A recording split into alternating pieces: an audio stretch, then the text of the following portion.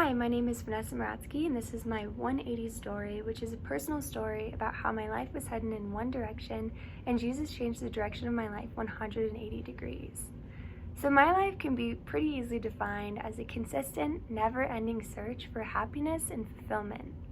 I was introduced to the ideas of Christ from a very young age, and I even remember making a decision in kids' church to accept Christ into my heart.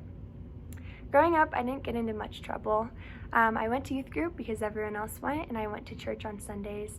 And this was really a time in my life when I began to understand God's love for me.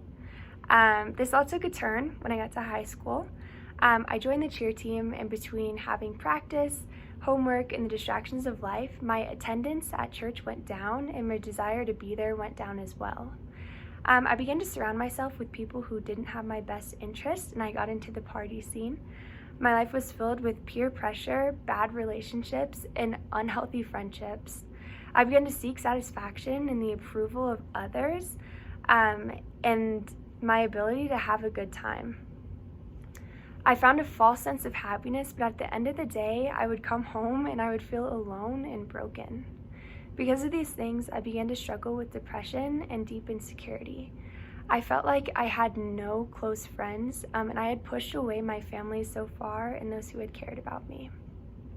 Around this time, I experienced the death of my youth pastor, and because of the way I was living, I felt very isolated and I didn't know how to cope with it.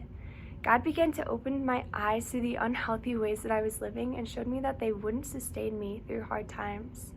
I remember making a conscious decision that I wanted God to be in control of my life because honestly, I wasn't doing a very good job. At the time, I was still going to youth group, and the people there became like my family. They would pray for me, I would pray for them, and they genuinely cared about how I felt.